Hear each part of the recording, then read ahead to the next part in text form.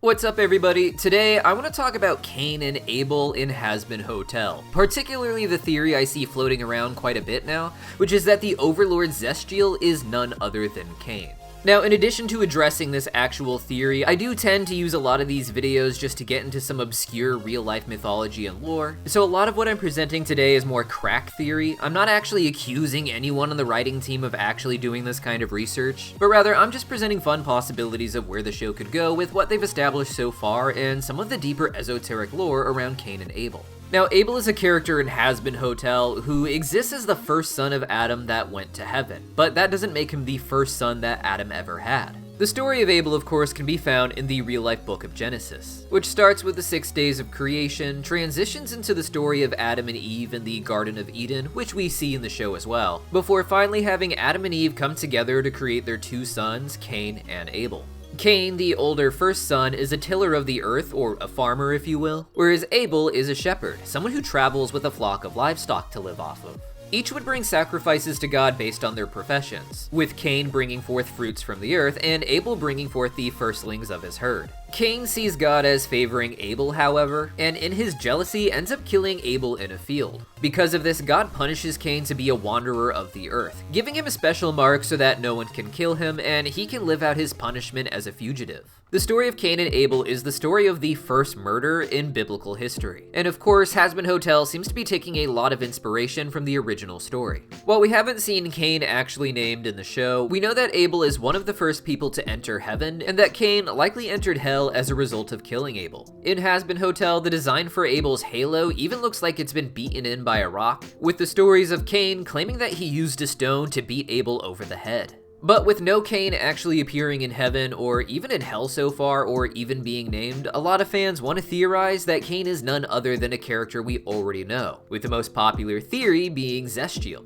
Zestial is a very powerful overlord in the Pride Ring, but what's important about him is he's also talked about as if he's one of the oldest overlords in the Pride Ring. Most of the overlords only go back a short time now because Alistair got rid of the previous overlords that were holding power. But Zestial is referred to as surprisingly ancient. And because of that, some fans want to believe that he might not just be some random overlord with some random industry of power, but that he was actually one of the first sinners in hell, and thus he's had the longest time over anybody else in the Pride Ring to gain his power. One of the big mysteries of Hazbin Hotel as a whole is why does Pentagram City exist under this giant pentagram, and who really built Pentagram City to begin with? There could be no real origin for the city, and it could even be a relatively new construction in hell, but considering it's underneath this giant floating pentagram, I have to believe that this is territory that has been fought over since the very beginning of hell, not a place that people would be ignoring for hundreds or thousands of years. And with that in mind, what some fans want is for Zestial not just to be Cain, but also for Zestial as Cain to be the founder of the first city in hell. This makes sense with the story of Cain and Abel in the Bible, where Cain is depicted as going on to found the first ever city after killing his brother Abel.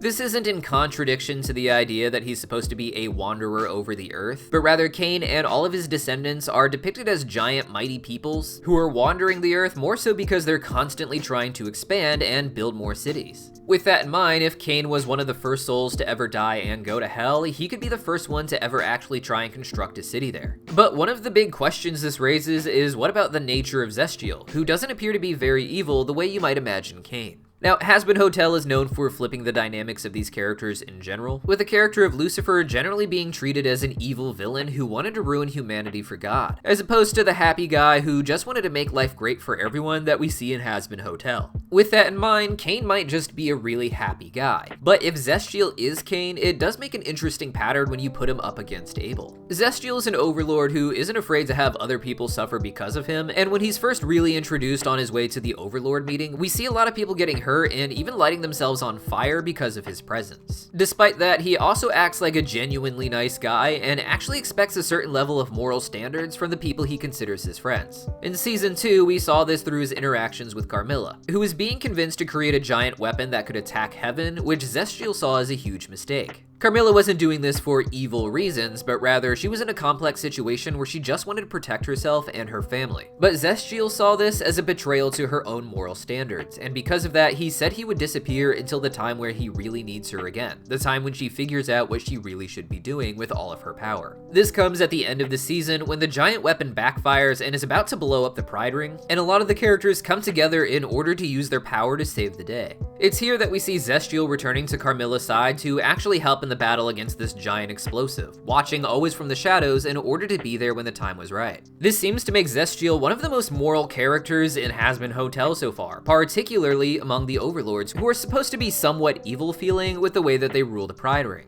And this is interestingly kind of the opposite of what we see of Abel in Season 2. Abel is one of the first people to ever make it into heaven, but that doesn't make him a naturally good person, and we already know from his father Adam that really bad people can actually end up here. The thing about Abel is that, like Zestial, he isn't exactly good or evil, but unlike Zestial, one thing he really lacks is a moral backbone. The arc of Season 2, at least for Abel, was him developing the courage to actually stand up to Lute and be more of a commanding figure like his father was. And while that was a moral thing in the moment, it really came down to Abel's place in the hierarchy of heaven, where he technically has an important position and should be weighing in on things, but with Abel essentially having no interest in that. Anytime there's a complex moral issue, he really doesn't want to have to give a solid answer. He goes back and forth on what their options are, saying he's fine with either or, and he just wants to leave the actual decision in the hands of other people. Even when trying to be nice, he can also be really shallow as well, not really understanding the depth of the issue with the exterminations in hell, and how embarrassingly petty his little gift of taffy and gift baskets were. The point is that you expect Zestial to be entirely evil, especially with his design, but he's in many ways more good than Abel is without needing the prodding.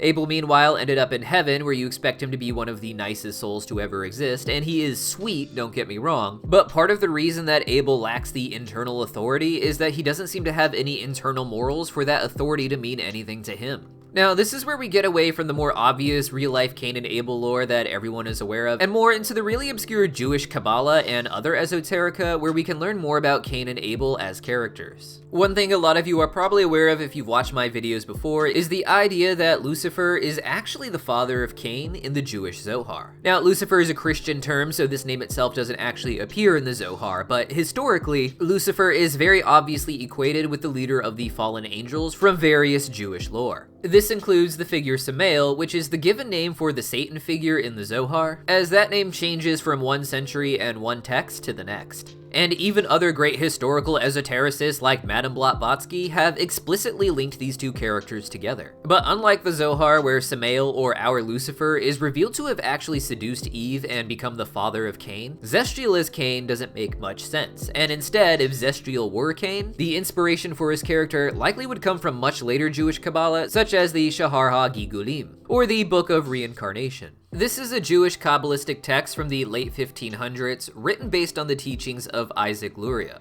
As the name suggests, it's a book that deals largely with the nature of reincarnation, but with the system being used mostly to explain the conflict between Cain and Abel and their descendants and their reincarnations. Now, when it comes to some relevant idea of Zestial being Cain in relation to Abel within the show, there's this quote right here. It says, "Know also, someone from the second superior root of Cain, though mixed with evil, contains great good.